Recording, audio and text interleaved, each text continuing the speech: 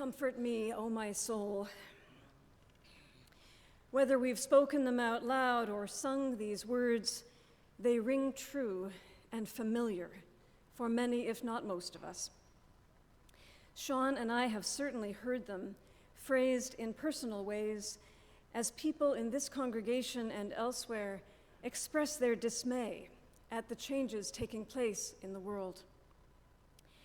We lift up and hold on to our Unitarian principles, the inherent worth and dignity of every person, justice, equity, and compassion in human relations, respect for the interdependent web of all existence. And yet we fear at times that we may be swimming against the cultural current. Songs such as Building a New Way, Wind of Change, and Sam Cooke's A Change is Gonna Come express hope for economic, environmental, and racial justice. And yet, one cannot help but hear, underneath the positive conviction, a distinct note of longing, an acknowledgement of loss mixed in with the work of change. Along with that, the fear that the change we seek may not come or may not come fast enough. The beauty of music, poetry, and art is that they can express both the longing and the hope, the faith and the doubt that underlies all of our reflections on global change.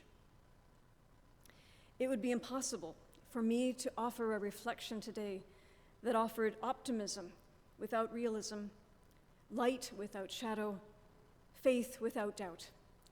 And yet, like all of the voices we have heard this morning, I believe I will come out on the side of light, and I hope that you do too.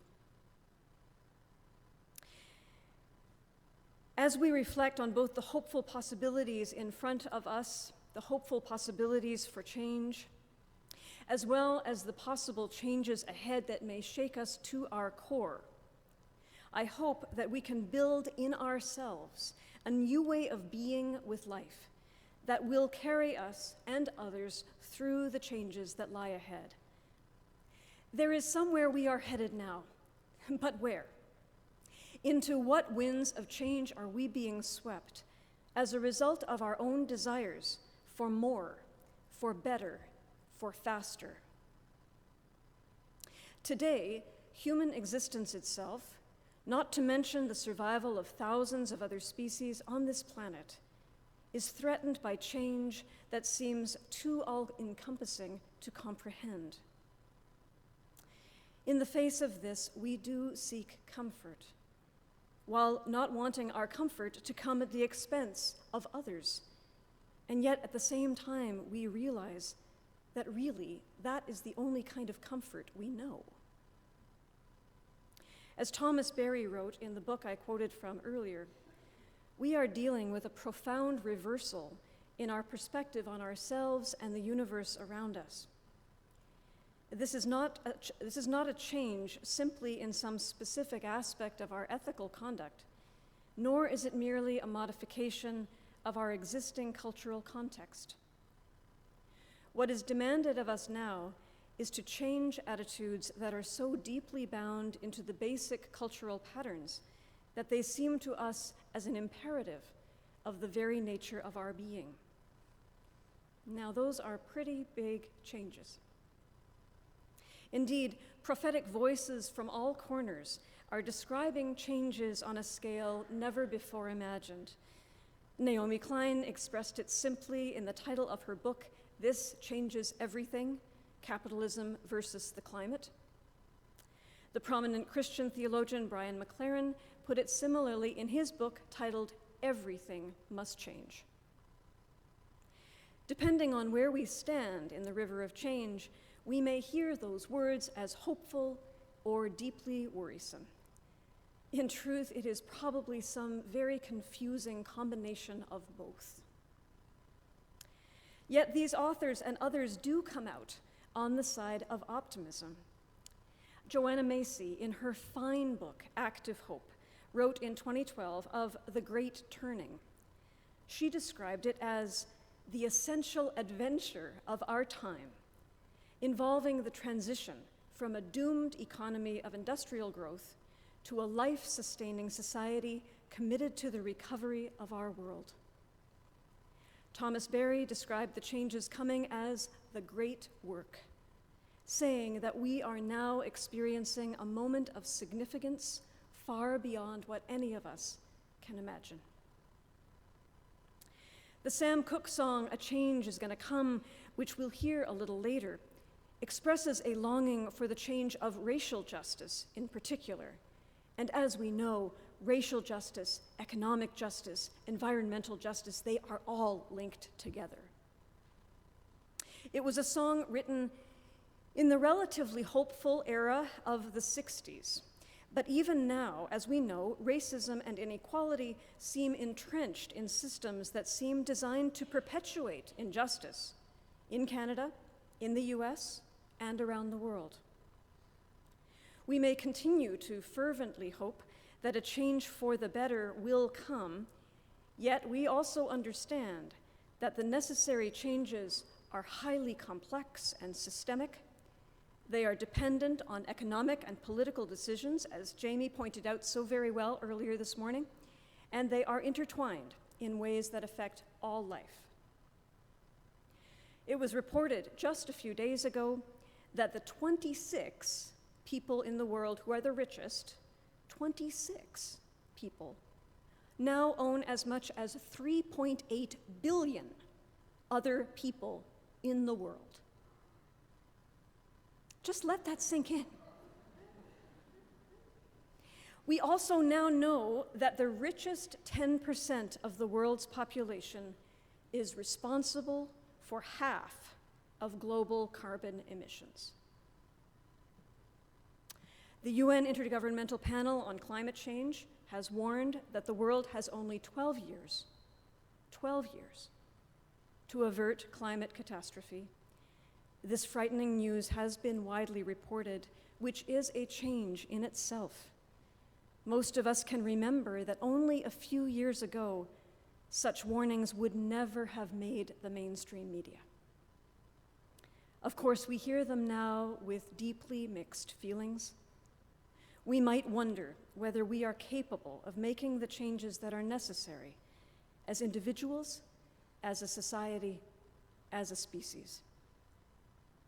Do we have, in Thomas Berry's words, the collective inner vision required to make the changes necessary right now?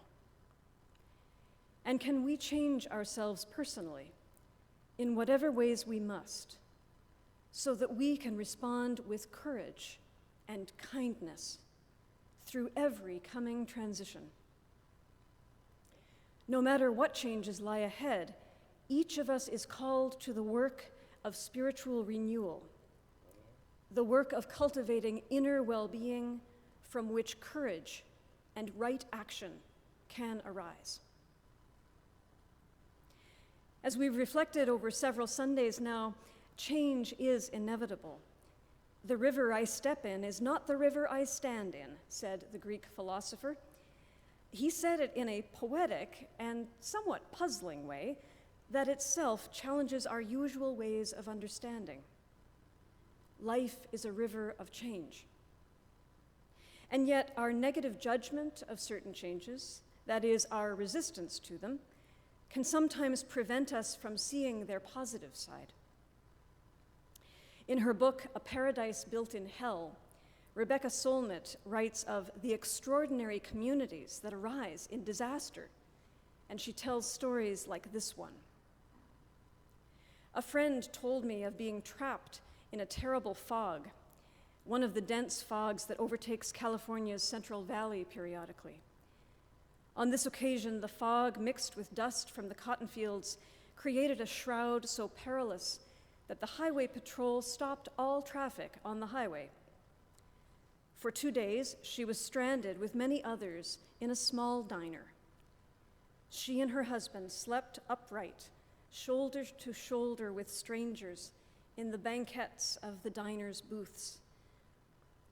Although food and water began to run short, they had a marvelous time. The people gathered there had little in common, but they all opened up, began to tell each other stories of their lives, and by the time the road was safe, my friend and her husband were reluctant to leave. But they went onward, home to New Mexico for the holidays, where everyone looked at them, perplexed, as they told the story of being stranded with such joy.